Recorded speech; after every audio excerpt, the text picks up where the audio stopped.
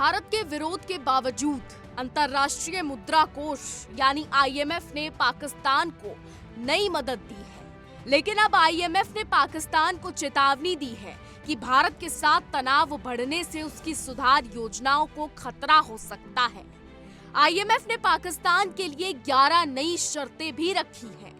उसने ये भी कहा है कि अगर ऐसा लगे कि पाकिस्तान आईएमएफ से मिले पैसों को गलत तरीके से इस्तेमाल कर रहा है तो उसकी छवि खराब हो सकती है। आईएमएफ ने पाकिस्तान को जो बेल आउट पैकेज दिया है उसके तहत कुछ सुधार करने के लिए कहा गया है। आईएमएफ का कहना है कि अगर पाकिस्तान में राजनीतिक या सामाजिक तनाव बढ़ता है तो सुधारों को लागू करने में दिक्कत आ सकती है। आपको बता दें कि भारत की चिंता ये है कि पाकिस्तान को मदद क्यों दी जा रही है, जबकि उसके संबंध आतंकवाद से जुड़े हुए हैं। राजनाथ सिंह ने पिछले हफ्ते कहा था कि पाकिस्तान सरकार आईएमएफ से मिले पैसे का इस्तेमाल दहशतगर्दों के ठिकाने बनाने में कर सकती है।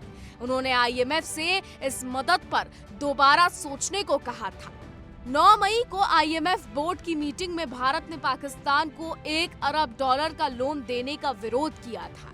भारत ने जलवायु परिवर्तन के नाम पर $1.4 अरब की अतिरिक्त मदद का भी विरोध किया था, लेकिन अमेरिका और यूरोपीय देशों ने इस प्रस्ताव का समर्थन किया और उसे मंजूरी दे दी। आईएमएफ ने पाकिस्तान को लोन लेने के लिए 11 नई शर्तें दी हैं। आईएमएफ का कहना है कि अगर ऐसा लगे कि पाकिस्तान निष्पक्ष नहीं है या वो फंड का गलत इस्तेमाल कर रहा है तो उसकी छवि खराब हो सकती है।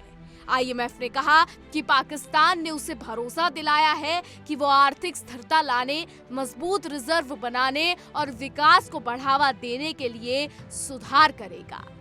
आपको बता दें कि भारत की आलोचना के बीच आईएमएफ ने कहा कि आईएमएफ की भूमिका को लेकर गलतफहमी से बचने के लिए सावधानी से बात करना जरूरी है।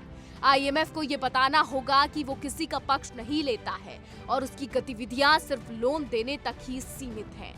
कुछ अंतर्राष्ट्रीय रेटिंग एजेंसियों ने भी पाकिस्तान को भारत के साथ लंबे समय तक तनाव के बुरे असर के बारे में चेतावनी दी है। हालांकि युद्ध विराम से पाकिस्तान की कमजोर अर्थव्यवस्था को थोड़ी राहत मिली है। आईएमएफ ने कहा है कि पाकिस्तान को ये मदद इसलिए दी गई है क्योंकि उसने लोन की शर्तों को पूरा किया है। आईएमएफ ने 37 महीने के कार्यक्रम के लिए 3 पुरानी शर्तों को दोहराया है। ये कार्यक्रम पिछले साल सितंबर में शुरू हुआ था। इसके साथ ही आईएमएफ ने 11 नई शर्तें भी जोड़ी हैं। इनमें FY26 बजट को संसद से मंजूरी दिलाना, टैक्स सुधार करना और विशेष आर्थिक क्षेत्रों और औद्योगिक पार्कों के लिए टैक्स छूट को खत्म करना शामिल है। इसके अलावा आईएमएफ ने बिजली और गैस की कीमतों में सुधार करने और ऑटोमोबाइल आयात पर लगी रोक को हटाने की भी बात कही है।